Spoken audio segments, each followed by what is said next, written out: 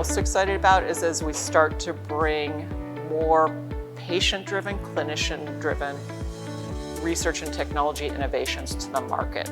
And that bridging, so you don't have the scientists off working in their environment or the engineers off in their environment, but you bring everybody together around the table and around a need driven by the patients. My name is Dr. Judith Burnfield. I serve as the Vice President of Research at Madonna Rehabilitation Hospitals. I also direct the Research Institute at Madonna. Clinically, I'm a physical therapist. I also have a PhD in biokinesiology.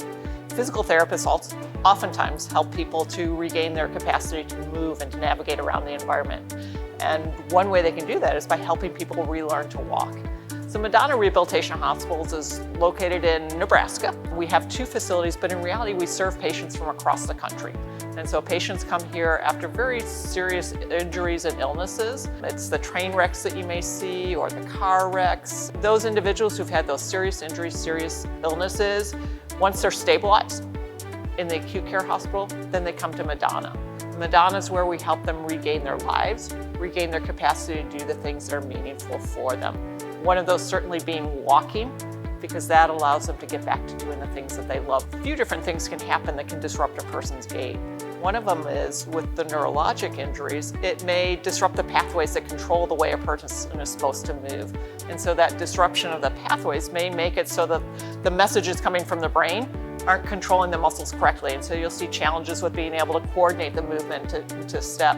Other times, if somebody's been in the hospital for a prolonged period, I think in terms of people who had maybe COVID, or maybe they've been hospitalized with pneumonia for a long period of time, they become deconditioned. And so they can coordinate the movements, but they just don't have the capacity energy-wise to be able to sustain the movements. Those are some of the factors that could impact a person's gait.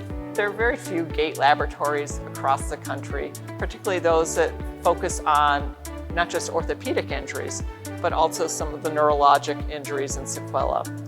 These laboratories are wonderful for being able to start to understand what might be causing the gait challenges that you're observing, but in reality, they're not readily accessible to many people. The other thing is they really see the person when they're in the environment.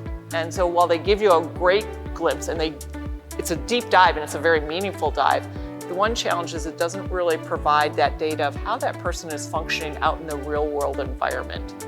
In my mind, one of the things that would be appealing is that capacity to have a patch that goes on. It's there, it stays on for 2 weeks. And now you've been able to capture this data about how the person is functioning over a 2-week period, 24/7.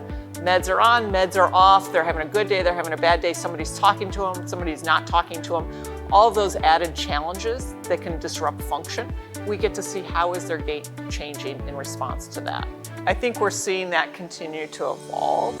You know, some of the early ones using it for early detection of diseases such as Parkinson's, and maybe starting to differentiate it from idiopathic normal pressure hydrocephalus. So can we start to differentiate those patterns? Gait has been shown to be one of those potential earlier markers for people who may be experiencing some cognitive challenges as well. That, to me, is where I think we can have the most meaningful impact, because we are driving it by a real-world need, not finding something that we've invented and then let's try and make it applicable, but really what's the need and how are we going to collectively bridge our areas of expertise to serve that need and to serve that patient.